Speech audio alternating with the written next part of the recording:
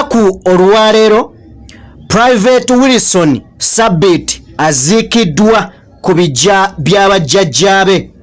Zibadde ziweze ennaku 21 bukyanga Private ono yeekuba amasasi oluvannyuma lw'okuba Minisita owa Labour gwe yakuba amasasi Charles Okello Engola amasasi. Zibadde ziweze ennaku 21 ze weeks nga 3 eziyise nga taziikibwa ye. Ampuliriza, olunaku olwaleero aziikiddwa. Wabula njagala tutunuulire omwogezi w'amagye Felix Kuraije yavaayo n'agamba emabegako wali nti ono tagwanidde era tasaanira kuziikanga kwegamba munnamagye. Omusirikale yenna nga yeekubye essasi basuulayo musuule. Byali bigambo bya mwogezi w'amagye Felix Kuraije, era beerayirya ne bagamba tebagenda kuziika musirikale ono.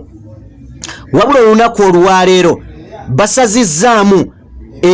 basazizaamu kwegamba okusalawo kwe baali baakola batya.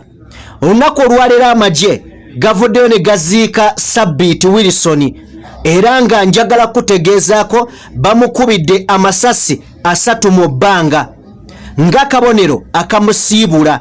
Asiibuddwa mu kitiibwa ky'amagye nga bw'abadde aweereza. Private Wilson Sabit njagala kutegeezaako nti ennaku z'omwezi zaali 2 omwezi guno gwennyini yakuba Minisita Charles Okello Engola amasasi agamuttirawo. Oluvannyuma nenaagenda maaso n'okuba nga yeekuba amasasi. Kale nno olunaku olwaleero omubiri gwe, olunaku olwajjo akawungeezi, omubiri gwe gwaweereddwa abooluganda era nga aziikiddwa gye bayita Mabali Village, Kajura Town Council gy'aziikiddwa mu Kabarole District. Okusinziira ku babaddewo, abooluganda be bagenze maaso n'okuba nga beetondera famire ya minisita ne babagamba babasonyiwe ku ky'omwana waabwe kye yakola tekyali kirungi, ne mu mutima mulungi basaba okusonyiyibwa. Ampuliriza, okusinziira ku mwogezi w'amagye asindikiddwa okwogerera sayidi y'amagye, avuddeyo n'alabula famire eno n'agigamba nti mwegendereze, mulekeraawo okwogera ne bannamawulire ku bikwatagana ku nfa y'omugenzi. Bannamawulire baagala bakolamu bukozi ssente na mawulire n'amannya. N'abagamba mwesonyiwe, kati bino biwedde, mudde ku byammwe, temuddangamu okwogera n'abamawulire. Ampuliriza, kino kansooke nkimekinga clear. Omuntu yenna buli wakugaana okufulumya information aba akweka ekiri emabega w'ekyo. Famire eno ebadde evuddeyo enfunda eziwera ng'esaba omuntu waabwe, evuddeyo emirundi ng'ekaaba, evuddeyo emirundi ng'esaba bagiwe omuntu waabwe emuziike. Era tulabe maama wa Sabit ng'agamba wakiri bampe omwana wange muziike. Kakati ono bw'abadde ayogera abategeezeza nti mwewala amawulire, temuddamu kubanga mwogera ne bannamawulire beenoonyeza byabwe. Atuwuliriza, ekibuuzo kijja ne kibeerawo nti weeks 3 babadde banoonyereza ki ku mulambo, era weeks 3 babadde bagunoonyaako ki? Kiki kye babadde bagunoonye kye babadde batamanyi? Nti omusajja yafa olw'ensonga zino ne zino ne zino. Ampuliriza, nga bwe nkutwala mu mboozi eno njagala nkutegeeze nti maaso awo gye tugenda, maaso awo, era wuliriza akatambi kano okamaleyo. Ngenda kwogera ku Federation y'abayimbi, najja ne mbagamba nti eno kizibu kyennyini, kakati ngenda kugyogerako owulire obuyinza abali mu Federation bwe balina. Ogenda kutegeera nga tebawana mukisa muntu wadde munnamawulire kubabuuza kibuuzo. Njagala tugende maaso n'emboozi ya Engola amini ya Sabit. Okusinziira kuba baddewo boogedde ebigambo bingi. Ampuliriza, nina story gye nasoose okukolera, wabula story eyo twawulidde omusajja nga ayogera mu bigambo ebikaawe. Omusajja ono naye musirikale, yavuddeyo n'agamba nti mwe abanene mutambulira mu mmotoka nnene ne mutuma abaana bano ne mutabayamba yadde okubayamba. mutuma abaana bano ne mutabaako na kye mubayamba nga bo. Agamba nti abantu babeera stressed. Oli n'atuuka okusaba obusabi ssente ziyambe famire ye naye ne mugaana. Oli n'asaba mumuyambe omuntu n'atuuka okufa nga yeevuma force. Ebigambo bibadde bingi era ndowooza gavumenti weenaaba nga ddala erumirirwa egenda kutandikira ku sabbiiti okukyusa embeera z'abasirikale, okukyusa embeera z'abakozi aba gavumenti, kubanga si be bakaaba bokka. Abasawo mubalaba basiiba bakaaba, abasomesa abo bo basajja battu bakaaba, twabajjamu na ŋŋombo. Babeera mu mpale emu naye babeera simaati, essaati emu naye nga babeera simaati, oluva ku ssomero ng'agigolola ng'agiddamu enkya.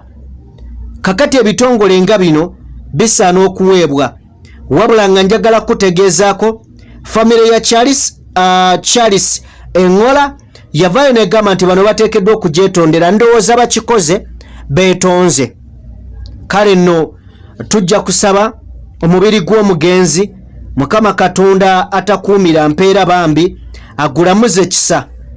Yes, agulamuze kisa, ekitangaala kimwakire ekyolubeerera, wabula nga Updf finally emaze nejja neziika omusajja ono, emaze nejja neziika omusajja ono.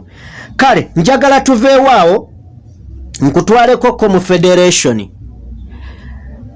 Uganda National Musician Federation najoogerako dda, kati njiddamu buzzi.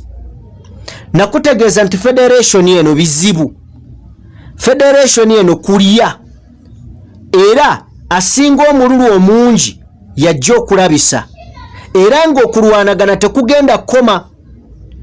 Njagala ojjukire nti okulwanagana kuno kwatandika bagenze ku ofiisi za UPRS, era n'olunaku olwajja tekyakyuseemu. Babadde ku UPRS gye twalabidde Mamuli Katumba nga yeekokkola omukyala Shiba ng'agamba bwe mba nga nfudde Shiba kalungi yabanzise.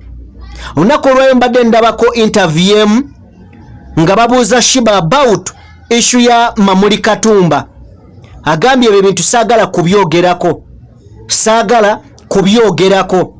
era nga agamba nti buli omu amanyi ekyabaddewo.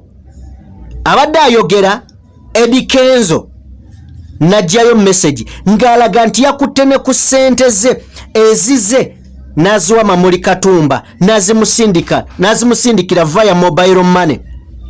Naye kino ekibuuzo kyebuuzeemu, federation bw'eba erina emitendera gy'eyitwamu okuyamba omuntu, lwaki Eddie Kenzo yandikutte ssente eziva ku zize aziwe Mamuli Katumba? Gw'olowooza lwaki? Tewandibeera nga wabaddewo ensonga lwaki azisindika in terms of okumusairenti nga asirike? Kubeera Eddie Kenzo avuddeyo n'agamba nti neewuunyiza okulaba omusajja gwe nakwatidde akasente kange ne nkamusindikira, ate nagenza okulaba ng'avuddeyo akoze akatambi nti ne bampisa obubi bwe bati ne nga namuwadde ssente. Ekibuuzo kiri nti ssente zo wamuwadde ne wamuwadde zaaki? Kubanga Mamuli Katumba yabadde akomplaininga ku UPRS n'engeri gyekwatamu ssente z'abayimbi ng'agamba nti UPRS ebabba mu nnyimba zaabwe. Ampuliriza, UPRS ekola ki mu bayimbi? UPRS gy'okwata ekiyiiye kyo n'okitwala okiwandiise, gy'otwala ekiyiiye kyo wokwata ekiyiiye kyo n'okitwala ne bakikuuma. UPRS esasula oba efuna ssente ezo erimenti okuziwa abayimbi bannannyini content oba ba creator. Oba okitegeera? Kati Mamuli Katumba yabadde avaayo naga UPRS etubbye okumala ebbanga, UPRS etubbye okumala ebbanga. Ebyavuddemu ali mu maziga. Munzikirize nsooke nkuwe katambi ka Shiba kalungi kano. Bannamawulire babadde babuuza ebibuuzo n'abagaana, yabagaanya. Mpuliriza, yabagambye eki yabagambye nti katusooke tugendeko mu break tusooke tufune ekyokulya nammwe mufune ekyokulya then oluvannyuma tujja kuddamu kasooke nkuwa akatambi kano then nzije nkwongereyo abantu bonna bali wano kisobole okutegeeza omulimu mwebale nnyo kujja wemma mukyasobola okubeerawo mubeereewo tugenda mu meeting endala ya ssaawa jaseemu wemma musobola okubeerawo waliwo ebyokunywa wali munyekookunywa nekamere nga naffe wetumaliriza tweyongereyo wetukomawo eba ebibuuzo byammwe tweyanziza nnyo thank you.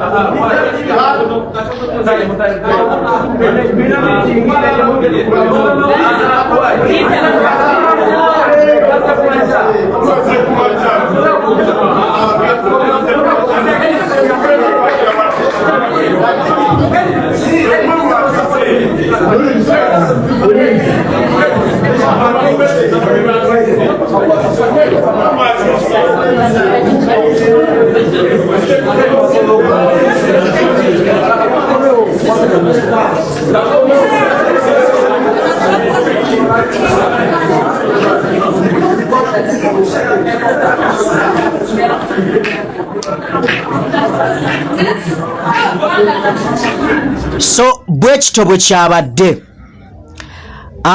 abakulembeze nga tebalina byakuddamu eri be bakulembera abakulembeze nga tebalina byakuddamu eri abo be bakulembera federation tugitaddeko amaaso aga katugirinde tulabe babadde babuuzibwa oba ddala bali wathe okubeera on board oba ddala bali wathe okukulembera abayimbi babagambye kummwe ani yasoma omukyala Shiba avuddeyo n'ategeeza nti ekyo kye bali mukukolako banoonya abantu abasoma abasobola obbayambako bino byonna byandibadde bikolebwa nga tebinnaba nagenda wala eyo bandibadde kino baakiraba dda bagenda otandikawo federation nga buli kimu kitegeke naye okuba federation eno yalimu obulikonda yalimu ensonga dwaki jakuliyetingibwawo bino byonna tebasobola kubiddamu ampuliriza federation tugiteekeko amaaso waliwo eyaŋŋambe tetusooka gijajinga yes nzikiriziganya naawe era sigenda kujajinga naye amaaso gali kummwe all eyes on you tulabe mukiddukanya tulabe wegenda okuganyulira abayimbi kubanga Edirisa Musuuza yagambye ayagala gifuula nga ye Nigeria ekyo ffenna kye tuwagala neka tulabe ddala enaabeera ekyo Mukama Katonda abankuumire mubeere bulungi mweraba.